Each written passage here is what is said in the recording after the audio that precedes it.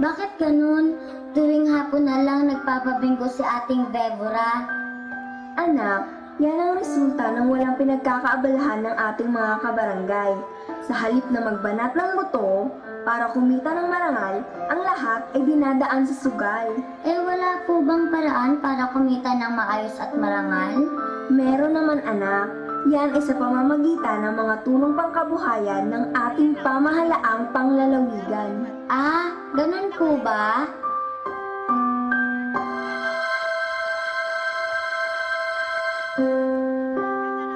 Isang unos ang dumating sa Isla Verde. Aling Matot, baka pwede pa bukas ng radyo nyo. Pakinggan natin ang balita. Binagyo daw ang kabilang isla. Pinapanood ko nga po yan sa TV kanina. Kaso, nag-brown out. Di ko tuloy narinig ang kumpletong detalye. Ganun ba? O sige, teka. Ayan na. Nandito po kami sa Isla Verde, kung saan masasaksihan po natin ang mga kagimbal-gimbal na sa unang dulot ng bagyong Sendo. Patuloy na nananalasa ang bagyong Sendo. Malakas ang hampas ng hangin at dumadagundong ang malalaking alon sa dalampasigan. Makikita po natin ang pagragasa ng agos ng tubig sa ilog Ilarawan. Dalawang bata ang pilit na sinasagip sa mabilis na agos ng ilog. Maraming tao na ang nagsilikas. Ang iba ay ayaw pang lisanin ang kanilang bahay at nananatili pa rin sa bubungan ng kanilang mga tahanan. Ano pa at masasaksen pa rin natin dito ngayon ang matandang kaulian ng mga Pilipino sa oras ng kagipitan, ang bayanihan.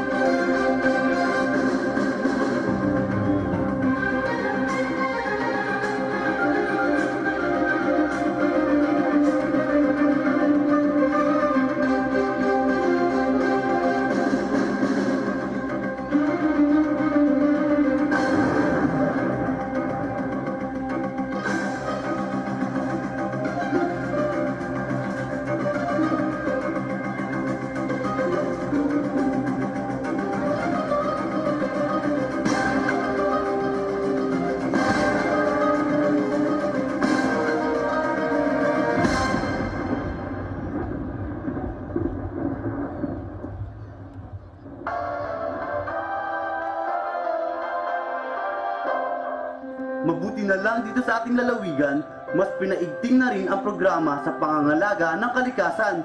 Kung hindi, naku, malamang grabe din ang disaster sa atin. Paano mo naman nasabi? Totoo po yun, Aling Matot. Sa katunayan, kinatuwang ng pamahalaang panlalawigan ang mga katutubo sa kabundukan para bantayan ang mga punong kahoy at iba pang hayop ilang. Hindi lang yan, ang ating pamahalaang panlalawigan ay may sangay na tinatawag na Provincial Disaster Risk Reduction and Management Council. Maraming ACC volunteers ang tumutulong tuwing may sakuna at kalamidad. Hay! Tama lang yan! Para naman maproteksyonan ang ating kapaligiran. At para rin may makita pang maayos at malinis na kalikasan ang darating pang henerasyon. Lalo na ang aking apong sinatnat.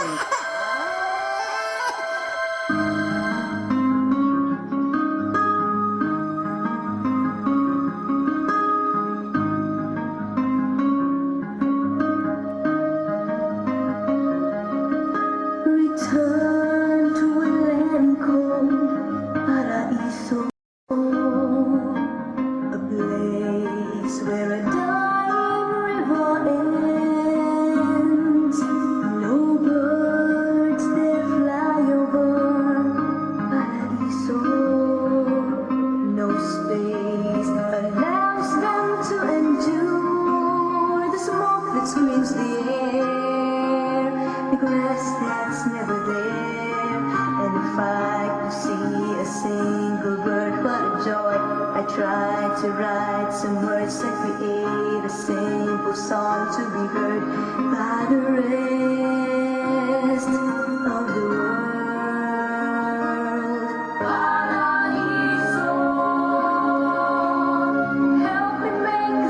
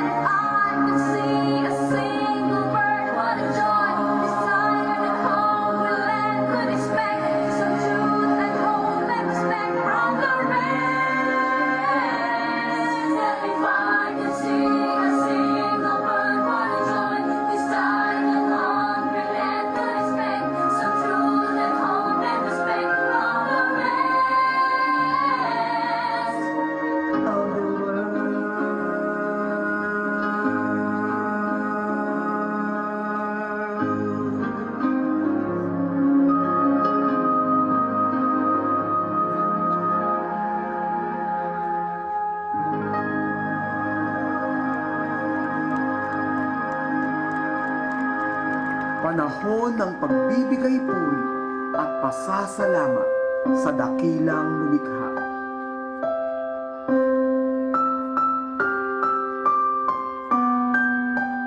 Alam mo, Mare, maswerte pa rin tayo sa mga biyayang ating tinatamo sa araw-araw. Kahit anong unos ang dumaan, ay nakakaraos pa rin tayo. Kaya dapat tayo magpasalamat sa ating dakilang lumikha.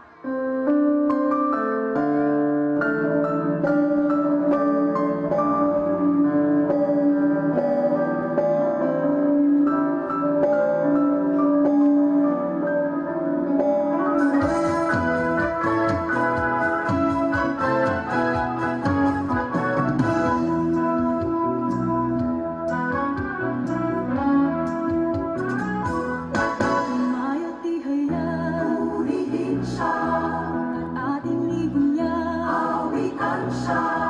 Pagliligtas ng Diyos nasa krus ni Jesus, ang siyang sa mundo'y tumubos. Langit at lupa siyang araw at talat siya'y manangahalan. Ating pagdiwang pag-ibig ng Diyos sa tanan. Hallelujah! Halina't sumayaw, ang bayan, nagsoraman sa kanya. Ang ngalan ng napinsingin ng bibig, liwanag ng Diyos, sumaabig. Langit at lupa, siya'y mahuli. Siya'y mahuli. Ating pagdiwang pag-ibig ng Diyos sa tanan. Ating pagdiwang pag-ibig